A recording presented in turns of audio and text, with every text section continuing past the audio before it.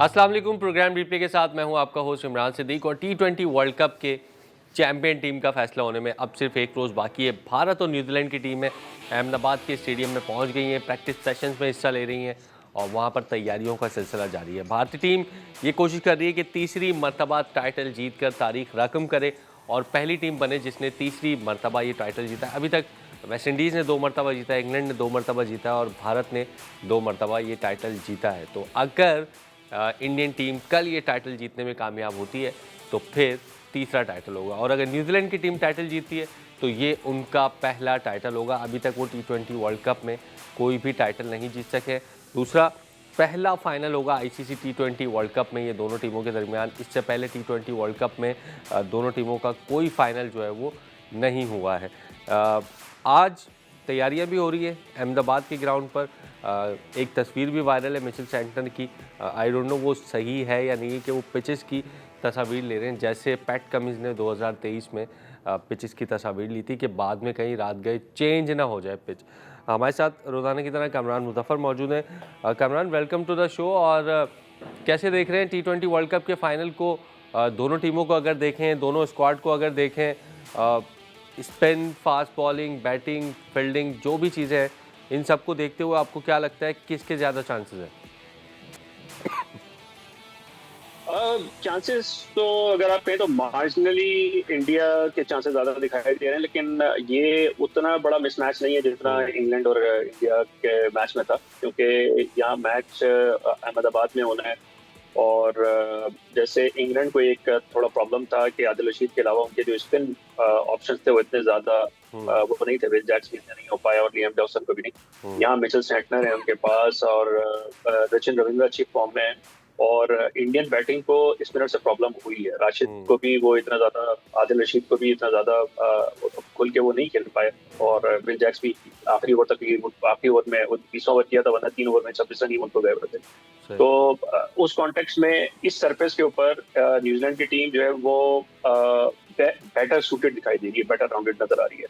उनकी pace bowling भी है उनके पास। और फिर उसके बाद जो उनका जो इंडिया की फायर विद फायर वाली जो चीज है, इंग्लैंड की अगर आप बात करें तो वहां पे बटलर और सॉल्ट रन नहीं कर रहे थे। यहाँ साइफर्ट और फिन जिस फॉर्म में दिखाई दे रहे हैं वो तो बहुत ही ब्रूटल फॉर्म में दिखाई दे रहे हैं। रचिन रविंद्र रन किए हुए, ग्लेन फिलिप्स थोड़े थोड़े भी रन करते हुए आए, बड़ी नहीं कोई की नहीं खेली है।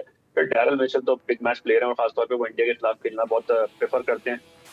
2023 के सेमीफाइनल में भी उन्होंने शानदार सेंचुरी बनाई थी, मैच नहीं जिता पाए थे। तो ये कि मैच अच्छा होना चाहिए और मेरे ख्याल में न्यूजीलैंड का काफी चांस है। आई वुड से कि इंडिया के फेवरेट 55-45 है, इससे ज्यादा मार्जिन नहीं। अच्छा, वरुण चक्रवर्ती जो कि टी20 रैंकिंग में नंबर 1 बॉलर हैं, स्ट्रगल कर रहे हैं इस वर्ल्ड कप में। इतनी अच्छी परफॉर्मेंस उनकी नहीं रही है, तो समझते हैं कि फाइनल में कुलदीप यादव का चांस बनता है या फिर इंडिया जो है वो अपनी सेम प्लेइंग 11 के साथ जाएगा या कोई टेक्टिकल चेंज आप समझते हैं वो करेंगे? नहीं, मेरा नहीं ख्याल। इंडिया इसी लाइनअप से जाएगा और ये उनकी सेटल हो गई है। वरुण चक्रवर्ती को मार जरूर पड़ी है, लेकिन देखें उसने अभी तक इंडिया को एज सच कॉस्ट नहीं किया। और अगर हम वैसे भी देखें तो पिछले मैच में जिस तरह से अगर उनको 64 रन पड़े हैं 4 ओवर्स में, तो वो हाई स्कोरिंग मैच था। और ये कभी कभार होता है। इंडिया की एक अच्छी चीज ये है कि ये जब अपने जो भी स्ट्रगलिंग बॉलर्स या जो प्लेयर्स होते हैं उनको जब गाइड करते हैं वो बड़ा बड़ा जबरदस्त गाइड करते हैं। जिस तरह तिलक वर्मा की आप जो है ट्रांसफॉर्मेशन देखें, आप ईशान किशन की देखें, संजू सैमसन बेंच उठ के आए, उन्होंने रन कर दिए। एक अभिषेक शर्मा ही है उनको थोड़ा सा फंसे हुए दिखाई दे रहे हैं। शिवम दुबे को आप देखें कि हमने पिछले मैच में जो सेमीफाइनल में उनको ऑफ साइड के ऊपर भी गाइड करते हुए, प्लेस करते हुए देखा। तो जो इंडिया की जो थिंकिंग या प्लानिंग है वो काफी स्ट्रांग है। तो वरुण चक्रवर्ती को ये जरूर बताएंगे कि आपने क्या करना है।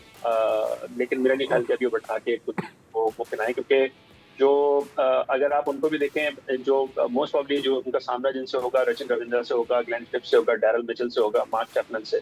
तो मार्क चैपमैन अब तो लेफ्ट हैंडर ही है और रचिन रविंद्र भी लेफ्ट हैंडर है, तो वो इतना ज्यादा उनको वो नहीं है। और फिर ये जो ना ये स्पिन में इतना फंसते नहीं है न्यूजीलैंड के प्लेयर्स। ये इंडिया में टेस्ट सीरीज हरा के जा चुके हैं, तो बहुत बहुत ज़्यादा कुलदीप पे इफेक्ट होगा नहीं, तो मेरा ख्याल है कि वरुण चक्रवर्ती के साथ ही कंटिन्यू करेंगे। लेकिन कामरान, हम देखते हैं पहले भी मैचेस में हमने बात की है कि कहीं ना कहीं किसी न किसी टीम को इंडिया के खिलाफ एज मिल रहा होता है किसी न किसी डिपार्टमेंट के अंदर, या आप कह लें फास्ट बॉलिंग, या कह लें स्पिन, या कह लें बॉलिंग। लेकिन India find a way to win in every match, मतलब वो कहीं ना कहीं से फॉर्मूला जो है वो विन का ढूंढ लेते हैं और कहीं ना कहीं से मैच जीत जाते हैं। इस पर बात करते हैं, लेकिन शामिल करते हैं ब्रेक के बाद वापस आते हैं प्रोग्राम में। एक मरतबा फिर खुश आमदीद। और ब्रेक से पहले हम बात कर रहे थे कि कहीं ना कहीं से इंडिया जो है वो विन का फार्मूला ढूंढ लेता है और कहीं ना कहीं से मैचेस वो जीते जा रहे हैं। आईसीसी टूर्नामेंट में लगातार चौथा उनका फाइनल है, 23, 24, 25 और अब 26 में आईसीसी इवेंट्स का वो फाइनल खेल रहे हैं। कामरान मुजफ्फर हमारे साथ मौजूद है। कामरान भाई, जिस तरह ब्रेक से पहले कह रहा था कि कहीं ना कहीं पे उनको मिल जाता है कोई ना कोई प्रेशर सिचुएशन में, क्रंच सिचुएशन में वो इस तरह के डिसीजन मेकिंग करते हैं, अच्छी डिसीजन मेकिंग करते हैं, या कोई ना कोई उनका प्लेयर खड़ा हो जाता है, सिंगल हैंडेडली मैच जितवा देता है। तो कहीं ना कहीं से उनको मिल जाता है, कॉन्फिडेंस है, मेंटली अच्छे हैं और स्किल वाइज भी अभी मुझे लगता है कि उनका तो कोई मुकाबला नहीं है। मैंने ऐसे ही है, और मोमेंटम जब आपके साथ होता है, एक टीम से हर टीम का एक एरा या एक दौर आता है।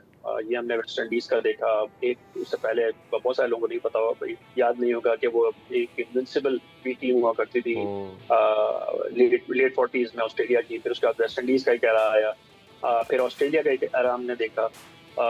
तो उसमें अक्सर ये होता ही है कि क्योंकि वो इतनी इतनी तवातुर के साथ इतना मैचेस जीत रहे होते हैं कि वो जो प्लेयर्स के अंदर जो सेल्फ बिलीफ होता है वो बहुत हाई हो जाता है, और जो सामने वाली टीम्स हैं उनके अंदर वो बिलीव कम से कम होता चला जाता है। जैसे आपने अभी बात की कि इंडिया को हराना बहुत मुश्किल है, जब इस माइंडसेट के साथ आप ग्राउंड में जाएंगे तो वो जो मैच के दौरान जो अपॉर्चुनिटी मिलती भी है तो उसको उस तरीके से कैश इन नहीं कर पाते कुछ प्लेयर्स। ये हो जाता है। जैसे आपने अगर उस जमाने में वेस्ट इंडीज को देखा होगा, वेस्ट इंडीज के सामने टीम्स आके अक्सर औकात हार जाती थी, ऑस्ट्रेलिया के खिलाफ अक्सर औकात आके हार जाती थी, क्योंकि जो क्रंच मोमेंट होता था उसके ऊपर कोई ना कोई बेंच से कोई भी प्लेयर आके और ऑस्ट्रेलिया को वेस्ट इंडीज को मैच जिता देता। 90s में हमने पाकिस्तान टीम के साथ ऐसा देखा है कि कोई भी रिप्लेसमेंट प्लेयर आके और जो क्रंच मोमेंट होता था वो विन करके और मैच जिता के चला जाता था। यही सिचुएशन इस वक्त इंडिया की, क्योंकि इंडिया की बेंच स्ट्रेंथ इतनी स्ट्रांग है और इतनी वो तवातुर के साथ जीतते आ रहे हैं कि उनको ये एक्सेप्ट करना बहुत मुश्किल होता है कि हम हार भी सकते हैं। और ये फेयरलेसनेस जो होती है ये हमने सेमीफाइनल में भी देखी। कोई और टीम होती तो शायद वो 220 240 पे मतलब मुतमईन हो जाती कि इतना ही है। लेकिन सबसे अहम चीज थी कि वो संजू सैमसन का जो इंटरव्यू था वो बहुत ही तवज्जो के काबिल है कि उसने जब उससे पूछा गया कि आप सेंचुरी के लिए क्यों नहीं गए, तो उसने कहा कि क्योंकि हमने अंदाजा ही लगाया था कि यहाँ पे इस पिच के ऊपर 250 हो सकते हैं और हम 250 के लिए जा रहे थे। तो अगर मैं रुकता तो फिर शायद 250 नहीं हो पाते। और अगर आप देखें सिर्फ 7 रन का डिफरेंस, अगर वो उन्होंने जजमेंट ना की भी होती एक सरप्लस और अपने लिए इतना हाई टारगेट सेट ना किया होता तो शायद इंडिया 230 240 रन करके भी बाहर हो जाता। तो ये वो चीज होती है कि जब प्लेयर्स होते हैं वो इतनी टॉप परफॉर्मेंस देते हैं, फिर जसप्रीत बुमराह जैसे लोग हैं, प्लेयर्स हैं, तो फिर इंडिया का इस वक्त अच्छा टाइम चल रहा है, तो उसमें ये चीजें बड़ी नॉर्मल है। प्रेस कॉन्फ्रेंस में भी जब संजू सैमसन से सवाल हुआ कि भाई आपकी लगातार 2 सेंचुरियाँ मिस हो गई, एक मरतबा आपने 97 किया, एक मरतबा 89 किया, तो उसने कहा कि 2 सेंचुरियाँ मिस नहीं हुई हैं, मेरी लाइफ की 2 बेस्ट इनिंग्स आई हैं, 2 दफ़ा इंडिया मैच जीता है मेरी वजह से और सेमीफाइनल में जो है वो इंडिया खेल रहा है। बिल्कुल ऐसे ही है, और ये वो पर्सपेक्टिव है जो कि आप जब एक एनवायरनमेंट एक कल्चर डेवलप करते हैं तो उसमें ये चीजें आपको किसको जाके कहना नहीं पड़ता। फिर आप ये एक चीज होती है लीडरशिप बाय एजुकेशन या लीडरशिप बाय डिक्टेशन, और एक होती है लीडरशिप बाय रोल मॉडल, जिसमें आप लीडरशिप बाय एग्जाम्पल। तो जब आप एग्जाम्पल सेट करते हैं कि देखें वहाँ पे संजू सैमसन ने तो वो नहीं किए, ईशान किशन आके खेलते हैं, उन्होंने कोई 50 की उन्होंने कोई वो नहीं की। ये कल्चर जो चेंज किया है, ये कल्चर, इसका क्रेडिट आपको रोहित शर्मा को देना पड़ेगा, क्योंकि इंडिया 2021 में भी जो इंग्लैंड से 10 विकेटों से हारा था ऑस्ट्रेलिया में, उसके बाद से उनको ये हुआ कि हम हमेशा अक्सर औकात हम सेमीफाइनल में इवेंट्स में पहुंच जाते हैं लेकिन जीत नहीं पाते। और जीतने का ये कि हमें कलेक्टिवली जाना पड़ेगा और हमें रूथलेस क्रिकेट खेलनी पड़ेगी जिसमें पर्सनल माइलस्टोन इतने ज्यादा मैटर नहीं करते। और वो जब कल्चर चेंज हुआ, रोहित शर्मा ने उस तरीके से खेलना शुरू किया। आपने 2023 के वर्ल्ड कप में भी उनकी परफॉर्मेंस देखी कि वो फाइनल तक लेके गए। तो फिर अब उसके उसके जो है ना फल अब मिल रहे हैं इंडियन क्रिकेट को, और वापस सामने ही है। बिल्कुल। और ये जो रोहित शर्मा ने, उससे पहले MS धोनी ने जो सिलसिला शुरू किया था, फिर उसको कैरी किया विराट ने, रोहित शर्मा ने, और अब सूर्य कुमार यादव उसको करें, और ज़बरदस्त क्रिकेट जो है वो इंडियन टीम खेल रही है। हमारे रिवायती हरीफ हैं, लेकिन जहाँ तारीफ है वहाँ बनती है। प्रोग्राम में शामिल करते हैं एक ब्रेक के बाद वापस आते हैं। प्रोग्राम में एक मरतबा फिर खुशामदीद। और भारत और न्यूजीलैंड के दरमियान जो फाइनल खेला जाना है कल, उस पर बात कर रहे हैं। कामरान मुजफ्फर हमारे साथ मौजूद है। कामरान भाई, अहमदाबाद में मैच है, तो क्या समझते हैं, पहले बैटिंग करने वाली टीम फ़ायदेमंद साबित होगी या पहले बॉलिंग करने वाली टीम फ़ायदेमंद साबित होगी? और आई थिंक जो साउथ अफ्रीका से इंडिया को शिकस्त हुई थी वो भी अहमदाबाद का ग्राउंड था। जी हाँ, ऐसे ही है। अहमदाबाद का ही ग्राउंड था, और यहाँ पे ड्यू अभी तक मैंने देखा कि ड्यू का इतना ज्यादा इफेक्ट आया नहीं है। असल जो सारी डिस्कशन चल रही है वो चल रही है कि रेड सॉइल और ब्लैक सॉइल, जो कि इंडिया के अंदर एक कॉन्सेप्ट है, तो उसमें अब ये देखना पड़ेगा कि क्योंकि आईसीसी का इवेंट है, तो इसमें जो पिच बनाने की सारी जिम्मेदारी और सारा इख्तियार आईसीसी के पास होता है। और कहा यह जा रहा है कि वो मिक्स होगी, रेड सॉइल और ब्लैक सॉइल की मिक्स कोई पिच बनाई जाएगी। उसके ऊपर भी एक कंट्रोवर्सी काइंड ऑफ शुरू हो चुकी है, क्योंकि कहा यह जाता है कि अक्सर औकात जो पिचेस हैं वो इंडिया को फेवर करने के लिए बनती हैं। 2023 के वर्ल्ड कप में भी अहमदाबाद में ही मैच था, जो आपने भी जिक्र किया कि मिचेल सेंटनर उसी तरह से तस्वीरें ले रहे थे जिस तरह से पैट कमिंस ने तस्वीरें ली थी।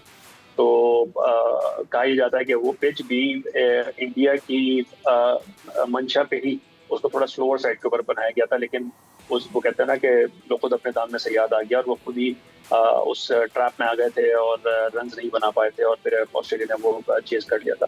तो अब ये देखना होगा कि ये पिच किस तरह की बनती है। कल आज शाम आज भी और चीजें होंगी, तो कल मैच से पहले कल दोपहर तक ये चीज थोड़ी और खुल के सामने आएगी कि पिच की क्या कंडीशन है, और उसके बाद टॉस का फैक्टर ज्यादा इंपॉर्टेंट हो जाएगा। वैसे तो यहाँ पे जिस तरह से कोलकाता जो है वो चेजिंग के लिए ज्यादा सूटेबल है, यहाँ पे पहली बैटिंग में स्कोरिंग ज्यादा फ्रीली होती है और चेजिंग थोड़ी सी इतनी आसान नहीं होती, क्योंकि ये पिच थोड़ी स्लोअर साइड के ऊपर जाती है। लेकिन ये सब पास डेटा की बेसिस के ऊपर ये बात हो रही है।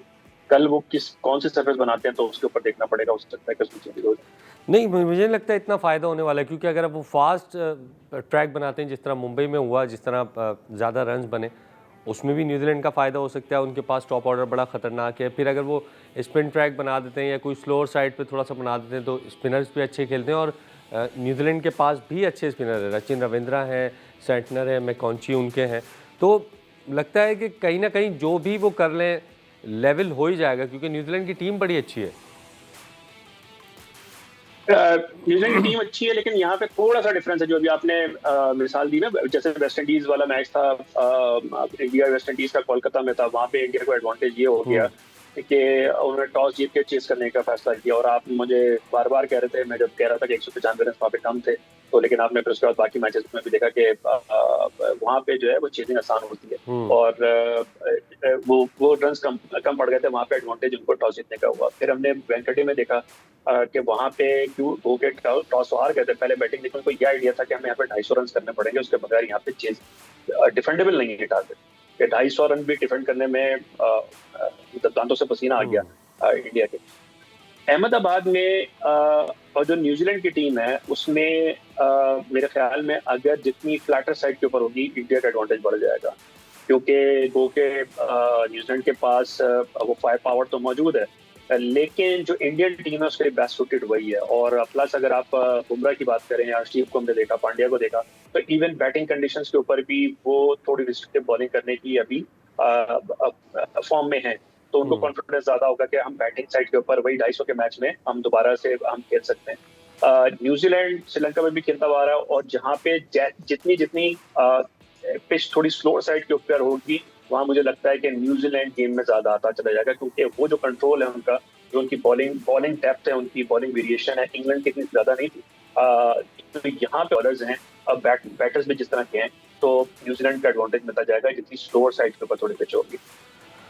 बिल्कुल, इंडिया का स्क्वाड आपकी स्क्रीन पर है। सूर्य कुमार यादव है, कुलदीप यादव, जो कि सरप्राइजिंगली मेरे लिए तो सरप्राइज है, नहीं खेले हैं। शिवम दुबे बड़े इफेक्टिव इनिंग्स खेल रहे हैं, कैमियोज खेल रहे हैं। रिंकू सिंह नहीं खेल रहे हैं, वाशिंगटन सुंदर नहीं खेल रहे हैं। अक्षर पटेल हैं, जसप्रीत बुमराह, हार्दिक पांड्या, अभिषेक शर्मा है।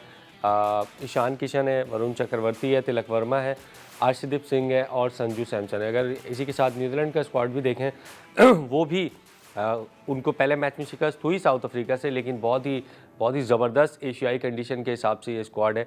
मिचेल सेंटनर है, ग्लेन फिलिप्स हैं, माइकल ब्रेसवेल है, मार्क चैपमैन है, डिवॉन कॉनवे है, जेकब डफी है, फिन एलन है, मैट हेनरी हैं, डैरल मिचेल है, एडम मिलन शायद आई थिंक बाहर हो गए थे, जिमिन निशाम है, लोकी फर्गूसन है, रचिन रविंद्रा है, टिम साइफर्ड और इश सोदी। टिम साइफर्ड और ग्लेन फिलिप्स का बहुत बड़ा किरदार होगा कल अहमदाबाद में। अगर न्यूजीलैंड की टीम टॉस जीतकर पहले बैटिंग करती है तो बड़ा स्कोर सेट करने में दोनों का बहुत बड़ा किरदार होगा। प्रोग्राम में शामिल करते हैं ब्रेक के बाद वापस आकर पाकिस्तान टीम का ट्रेनिंग सेशन भी जारी है नेशनल स्टेडियम कराची में, और पाकिस्तान बांग्लादेश की जो वनडे सीरीज़ है उस पर भी थोड़ी बात करेंगे।